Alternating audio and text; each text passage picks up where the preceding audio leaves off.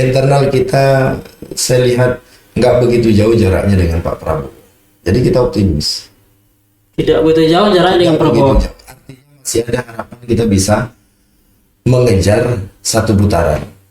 Dan sekedar ingatan untuk kita masyarakat Riau, jangan terlalu sering memilih presiden yang menang di Riau, nggak dilantik di Jakarta.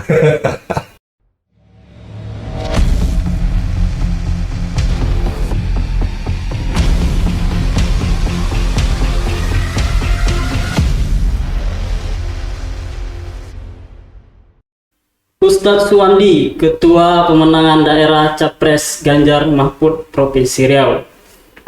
Assalamualaikum Ustadz. Waalaikumsalam warahmatullahi wabarakatuh. Sehat? Sehat, alhamdulillah. Terima kasih telah mengundang kami. Siap. Sebelum diskusi, saya dan mungkin orang penasaran. Ya. Apa modusnya dan kronologi Ustadz Suwandi, seorang Ustadz Suwandi Jangan modus. ditunjuk jadi Ketua Pemenangan Ganjar Pranowo, Ganjar dan Mahfud di Riau. Jangan modus. Kronologi lah, kronologi. Begini. Kronologinya sampai hari ini saya tidak tahu pasti. Intinya saya pikir ini adalah panggilan jiwa saja. Kalau bagi saya pribadi, ya. Panggilan jiwa karena memang kan secara perjalanan hidup saya ini lama di organisasi waktu mahasiswa. Gitu. Aktivis kampus lah ya. Iya, aktivis kampus. Terus setelah selesai kuliah, lalu kemudian saya fokus dakwah. Dari dulu sebenarnya fokus dakwah juga, dakwah sambil jadi aktivis. Gitu. Tapi kita memang totalitas dulu. Bagi saya dulu ketika mahasiswa itu memang totalitas, belajar politik sekaligus juga kuliah. Karena kan jurusan saya pendidikan agama Islam. Karena saya memang alumni pesantren, mondok 7 tahun. Jadi mata kuliah itu bagi saya nggak begitu berat zaman itu, ya kan? Karena kita memang sudah alumni pesantren dan kita zaman mondok pun serius belajar gitu, sehingga harus mencari hal baru. Maka saya jumpailah dunia aktivis judo yang bersentuhan dengan politik, melobi, ya kan? Diskusi dan Itu kerja aktivis lah ya. Kira-kira begitu. Sehingga karena udah lama terpendam, sibuk dakwah pun sebenarnya kadang-kadang saya menyindir juga dan sering mengamati politik, walaupun saya tidak pernah menyatakan. Tapi dalam hati saya paling dalam, saya udah banyak bergaul dan lihat dengan berbagai model partai politik, ya. Sampai pada akhirnya saya ini belum final, masih terus belajar. Kalau sampai sekarang pandangan saya bahwa partai politik itu hanya wasilah. Jadi semua tergantung oknumnya. Ya, karena itu saya lihat, maka bismillah, ya sudahlah. Terjun ke Politik, praktis. langsung jadi ketua pemenangan. Ya, sebenarnya saya menolak kan. Menolak loh itu. Karena saya bukan mau mencari jabatan. Bagi saya belajar itu, saya belajar kembali flashback dari organisasi, bahwa saya lihat dalam organisasi atau dalam partai politik sekalipun saya perhatikan posisi itu penting, tapi tidak begitu penting-penting amat. Yang penting itu kepada kita mau bergerak atau tidak, mau membesarkan atau tidak, mau memenangkan atau tidak, itu aja. Setiap partai politik, setiap misalnya sebuah organisasi kan pasti punya tujuan, visi dan misi kan. Jadi tugas kita itu bukan pada posisinya, bukan pada jabatan tertingginya, tapi pada fungsinya lah ya. Pada fungsinya. Itu intro tadi ya. Penasaran kita sudah terjawab. Skor debat terakhir kemarin untuk 3 paslon. Mau kasih skor? Yang jelas kita metal ya, menang total. Menang total. Karena ini debat itu kan kita mau pingin berbicara substansi kan, sedangkan 01, 02 kayaknya sibuk ribut aja kan, sampai emosian dan lain sebagainya gitu. Jadi kita fokus pada substansi.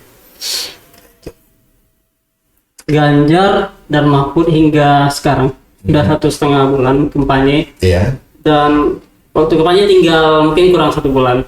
Hari ini belum ada kampanye di Riau. Ini apa alasannya? Apa sibuk untuk ya keteteran mungkin di Pulau Jawa untuk apa, atau akan dijualkan dalam waktu dekat? Bincangan kita sebenarnya karena memang bukan ingin tidak memandang Rio ya. Akan tetapi kan Rio ini bukan suara penentu kan. Itu semua partai politik juga mengerti, orang politik juga paham, apalagi politik nasional. Kita mending fokus terhadap misalnya Pulau Jawa. Ya. Pulau Jawa itu kan besar suaranya gitu. Bahkan mungkin Rio ini hanya satu kabupaten di sebuah daerah di Jawa gitu kan suaranya. Jadi ketika memang Pak Ganjar dengan Pak Mahfud per hari ini belum ada kita jadwalkan kemari, itu bukan serta-merta tidak memandang Rio. Akan tetapi timnya saja sudah cukup untuk mengamankan itu. Dan kita harus optimis di situ. Berkemungkinan akan ada kampanye? Kemungkinan ada. Kita sudah mengusahakan. Tapi kan kita tidak memaksakan. Kita dari awal kemarin sudah mengusahakan. Bahkan baru-baru ini kan saya juga baru pulang dari Jakarta kan. Untuk kemudian konsolidasi masalah penjadwalan itu. Akan tetapi ya sudah, kita menunggu saja. Di HUT PDIP kemarin, Bu Mega pidato menang satu putaran. Ya. Ini menarik ini. Biasanya paslon yang satu lagi yang bilang menang satu putaran. Ini apa ada amunisi yang dimiliki yang sekarang masih disimpan atau seperti apa ini? Penjelasannya. Saya pikir gini ya. Saya juga melihat dengan seksama dan mengamati semangat dari Bu Mega kenegarawanannya di dalam menjawab isu-isu, bahkan sampai beliau berbicara. Saya pikir banyak menyentil yang kadang-kadang tidak netral, bahkan kepolisian juga kena sentil juga sama beliau kan begitu. Jadi ketika beliau menyampaikan satu putaran itu menunjukkan semangat kepada kita semua yang di bawah ini agar kemudian bekerja keras gitu. Agar kemudian bisa mencapai satu putaran itu. Karena memang peluangnya ada. Ada peluangnya? Ada peluangnya. Strateginya bagaimana? Nah, itu tentu nggak bisa kita buka dulu sekarang. Tapi survei terbaru ya, yang saya baca dari, bolehlah kita produk dengan survei dari IPO. Prabowo itu 42,32%. Oke. Anies 34%, Ganjar 21,5%. Iya. Itu dari Ada ya, ini dari IPO. Oke. Indonesia Political Opinion. Saya tidak tahu nih, ada survei di internal mungkin. Internal ada. Internal kita saya lihat nggak begitu jauh jaraknya dengan Pak Prabowo. Jadi kita optimis. Tidak begitu jauh jaraknya dengan Prabowo. Artinya masih ada harapan kita bisa mengejar satu putaran. Kalaupun tidak terkejar satu putaran, iya Bermain di dua putaran. dua putaran. Iya dong. Keren bahasanya. Apa sih yang istimewa dari Ganjar Mahfud ini? Prestasi Ganjar itu apa sebenarnya? Di gubernur lah ya. Yang kira-kira istimewa itu? Saya pikir kalau berbicara prestasi, banyak prestasi yang sudah ditorehkan selama 10 tahun jadi gubernur kan. Misalnya bicara angka kemiskinan. Kita bisa melihat loh, datanya itu kan real. Bahwa kemiskinan itu berkurang semenjak misalnya di zaman Pak Ganjar 10 tahun memimpin. Artinya begini loh, pembandingannya itu waktu ditinggalkan setelah beliau meninggalkan, ya kan? Sebelum waktu beliau diamanahin pertama sebagai gubernur Jawa Tengah, saya lupa apanya ya catatannya, karena saya tidak ada persiapan tadi. Lalu kemudian setelah beliau meninggalkan Jawa Tengah, itu kan surveinya itu dibanding, mohon maaf, dengan Jawa Barat, dengan misalnya setelah ditinggalkan Ridwan Kamil, atau kemudian dengan Jawa Timur, atau kemudian DKI Jakarta setelah ditinggalkan Anies, itu kan persentasenya jauh lebih membaik setelah ditinggalkan oleh Pak Ganjar. Gitu. Itu salah satu prestasi. Ditambah lagi dengan prestasi-prestasi lain kan. Yang saya pikir misal prestasi beliau di dalam menuntaskan masalah pungli. Ini kan luar biasa. Sehingga Pak Ganjar ini dengan Pak Mahfud ini ya dua hal yang saya pikir memang untuk memperjuangkan penegakan hukum gitu. Supaya tidak terjadi kebocoran di sana dan di sini. Layak untuk nasional. Layak untuk kepemimpinan nasional. Oh jelas, layak sekali dong. Baik, ini ada program Ganjar Mahfud yang saya catat sebagian ya. Oke, siap. Sekolah dapat gaji, lulus pasti kerja, satu keluarga miskin, satu sarjana. Ini obral janji atau gimana? Sekolah dapat gaji, lulus pasti kerja, satu keluarga miskin, satu sarjana. itu bukan obral janji ya. tapi sebuah keinginan dan memang harus direalistis saja kan. Karena kita melihat bahwa dengan sumber daya kekayaan Indonesia, kalau kemudian tidak terjadi kebocoran, tidak ada yang tidak mungkin. Bahkan semua gratis pun bisa jadi kan. Tapi tidak mungkin. Kita ini harus optimis melihat bangsa dan negara. Makanya itu optimis melihat Pak Ganjar dengan Pak Mahfud dengan gaya mereka itu, ya mohon maaf, dibandingkan calon-calon yang lain, capres-capres yang lain yang tidak berani, mohon maaf, mengobral janji sekalipun gitu loh. Artinya dengan janji yang terperinci gitu, poin A, poin B, poin C, konkret lah orangnya. Konkret dia gitu. Soal kemudian terrealisasi atau tidak, saya pikir sesuatu yang sudah dijanjikan dari calon pemimpin, apalagi seperti Pak Ganjar dan Pak, itu pasti sudah dikaji bahwa itu akan mampu direalisasikan. Atau sampai sekarang, andai kata pun misalnya dikoreksi, kita masih bisa menjawab itu kan dengan APBN yang ada, dengan sumber daya kekayaan Indonesia yang luar biasa. Saya pikir bisa-bisa saja. Sangat Kan? mungkin. Ya, apalagi dari sisi agama kan, dunia ini kan sifatnya mungkin kan, mungkin. Dunia ini nggak ada yang pasti, sifatnya mungkin. Pak Prabowo juga begitu, mungkin semuanya itu. Calon-calon yang lain juga begitu. Berarti diupayakan. Berarti diupayakan. Ya, diupayakan dan diseriusi. Dan kita yakin gitu loh, Pak Ganjar dan Pak Mahfud pasti mengupayakan itu dengan sekuat sebagaimana beliau berjanji. Sebagian orang memprediksi Ganjar Mahfud agak kesulitan dapat suara di Sumatera atau di Riau lah seperti itu. Ini bantah. Kesulitan sekali tidak sih, sulit-sulit sedikit biasa. Kalau saya merasa sih sulit-sulit sedikit aja. Kalau kesulitan kewalahan tidak. Karena begini ya, ketika kita turun ke bawah, banyak masyarakat kita hanya sekedar kurang paham saja, hanya termakan oleh isu di media. Gitu. Mereka melihat calon pemimpin itu kan lebih banyak terhadap isu-isu yang kemudian beredar gitu, kayak isu agama dan lain sebagainya gitu kan.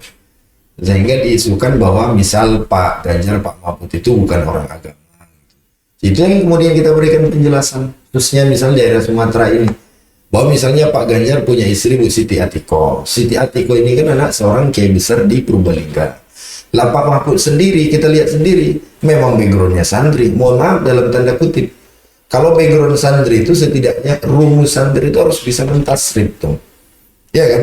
Bukan ngaku-ngaku santri dong, atau seolah-olah santri gitu. Pak Mahfud itu ahli.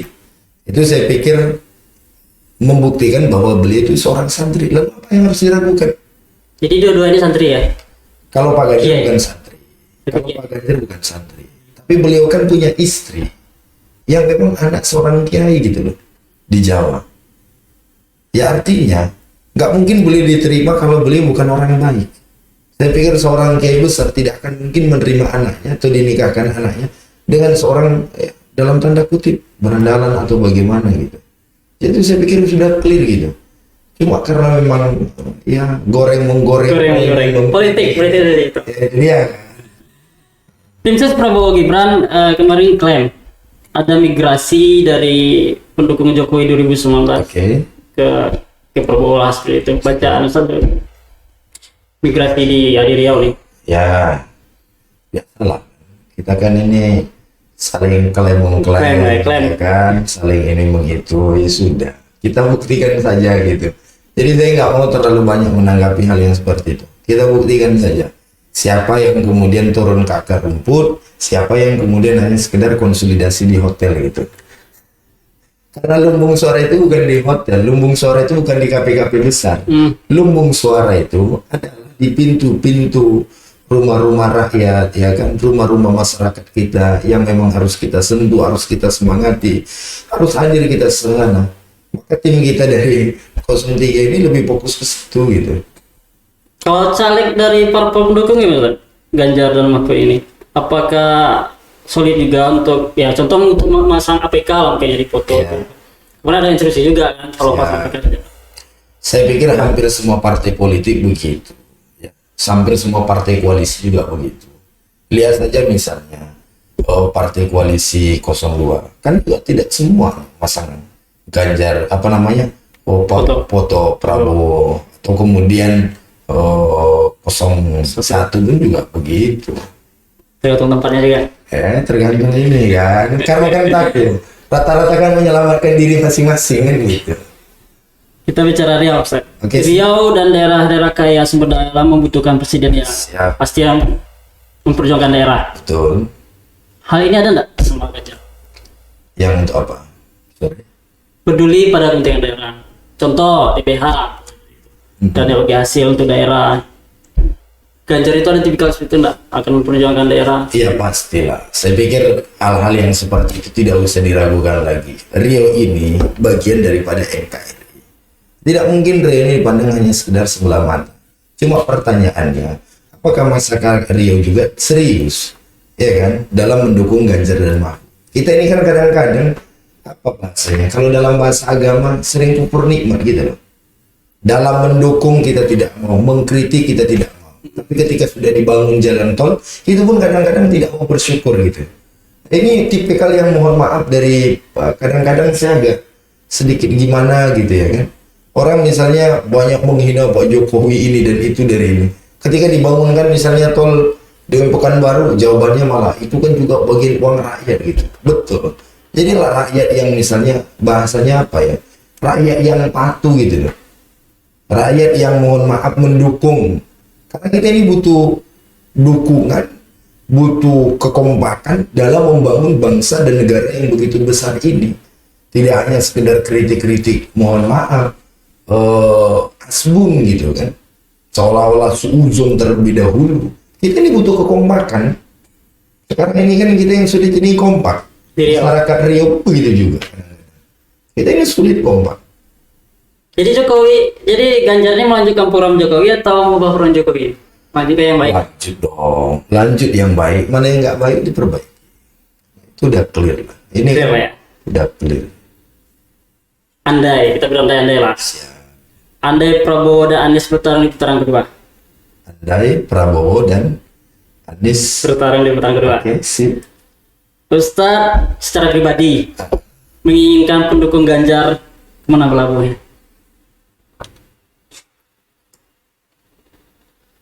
Kalau saya dari ini bukan pernyataan dari partai polisi ya, ini Pribadi. pernyataan dari pribadi saya. Ya, pribadi. Ini sebenarnya kan isunya udah nggak terelakkan lagi.